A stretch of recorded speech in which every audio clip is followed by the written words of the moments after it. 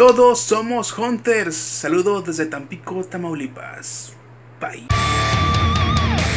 Hola Hunters, están viendo el top 5 de Mad Hunter Channel. En este top les voy a mostrar las 5 figuras vintage de Avengers más caras y raras de la historia. Después de una larga espera, por fin esta semana se estrena Avengers Infinity War. Y ya que todos los fans estamos super hypeados con el universo Marvel, les traigo este top. A mi parecer han hecho un muy buen trabajo con las películas y eso influye bastante en el mundo del coleccionismo. Normalmente los cómics son lo más importante en el mundo de los superhéroes, pero si estás aquí, sabes que hablaremos de juguetes.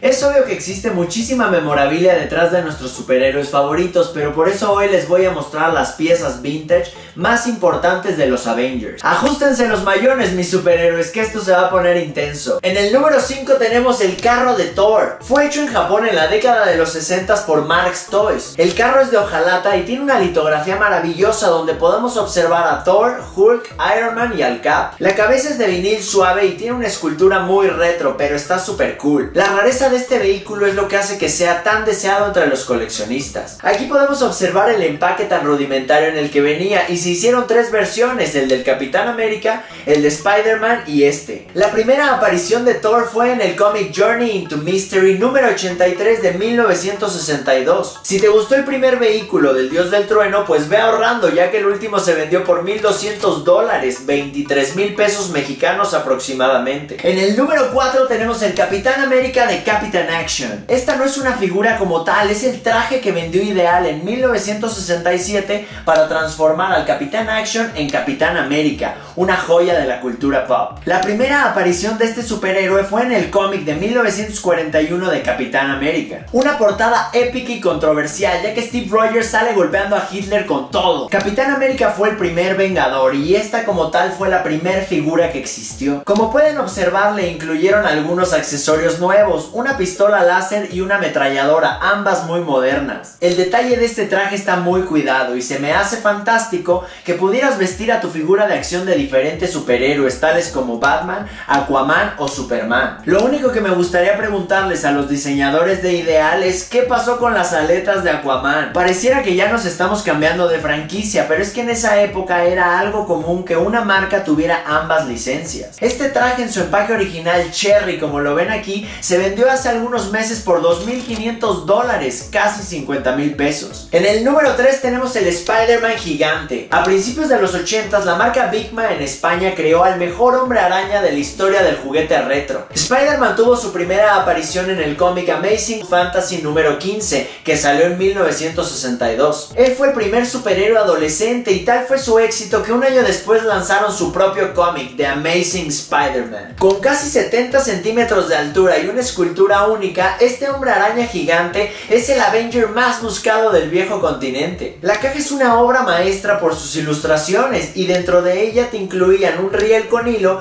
para que deslizaras la figura como si estuviera volando con la telaraña. Es todo articulado y esa pijama clásica le da un look increíble. Creo que Spider-Man es uno de los superhéroes más queridos por los fanáticos del universo Marvel. Este Spidey es tan raro que solo se conocen 3 figuras en su empaque original. Los españoles tuvieron varias licencias para producir juguetes tales como Star Wars, Motu, Kid Acero y varios superhéroes. Pero en mi opinión este Spider-Man es el Guernica de los coleccionables. Si quieres este vecino amistoso en tu colección tendrás que pagar 3,000 de los verdes por uno en caja, más de 50,000 pesos mexicanos. En el número 2 tenemos el Iron Man peleador. Fue hecho por Lili Ledy a principios de los 70s bajo licencia de Mego. Pertenece a la línea de los Fist Fighters o como se les conoció en México, los peleadores. En la espalda tiene una palanca la cual hace que el brazo se mueva y golpea a los maleantes. Es tan raro que no se conoce ni uno en empaque original. La primera aparición de Iron Man fue en 1963 en el cómic Tales of Suspense número 39. Una cosa que me llamó la atención de las películas es que en Iron Man 1 y 2 el director interpreta a Happy el asistente. Si te encontraras un hombre de hierro en su caja hecho por Lili Ledy, su valor rondaría los $4,000, casi 80,000 pesos, ya que es un tesoro de de la arqueología moderna. Y en el tan esperado número 1 tenemos el Hulk elástico. Esta gema del coleccionismo se fabricó en varios países, tales como México, Estados Unidos, Japón e Inglaterra. La primera aparición de Hulk fue en 1962 en el cómic número 1 de Incredible Hulk. Stan Lee quiso hacer una fusión entre Frankenstein, el Dr. Jekyll y Mr. Hyde. La línea de muñecos Stretch es una de las más polémicas desde sus inicios hasta la fecha. Cuenta un ex trabajador de la fábrica que los muñecos explotaban solos y toda la melaza esta dulce de la cual están rellenos se esparcía por todo el lugar. Pero este no fue el único problema, ya que también tuvieron muchas quejas y devoluciones, ya que los consumidores se quejaban de que las figuras se rompían muy fácilmente. También recibieron una demanda por parte de Kenner. Ellos se quejaban de que Mego había plagiado las ideas y los secretos de manufactura de las figuras elásticas. Si creen que el alboroto termina aquí, pues están equivocados. Las ratas dieron con la melaza y se metieron al almacén. Fue todo un desastre. Todo esto hizo que la producción fuera muy corta y el líquido que se encuentra en el interior a través de los años deteriora las figuras. Esto las hace casi imposibles de coleccionar. A mi parecer, la versión más escasa y valorada es la que fabricó Ensueño en 1979. Esta que les digo es tan escasa que no se conoce ninguna en empaque original. Estamos seguros de que existe y cómo es exactamente gracias al programa de Chabelo. Una reliquia de estas mint in box se podría evaluar hasta por $10,000, casi 200,000 pesos. Es por eso que está en el número 1 de este top. Mi favorito fue el número 2. Déjame en los comentarios cuál fue el tuyo. Espero que al igual que yo ya tengan sus boletos para ver Avengers Infinity War. Así la próxima semana la podemos comentar en el en vivo. Si te gustó el video, compártelo con más fanáticos de Marvel y déjame tu like. Si quieres más contenido como este, suscríbete al canal y dale click a la campanita. Suerte en la cacería, mis hunters. Están viendo Mad Hunter Channel.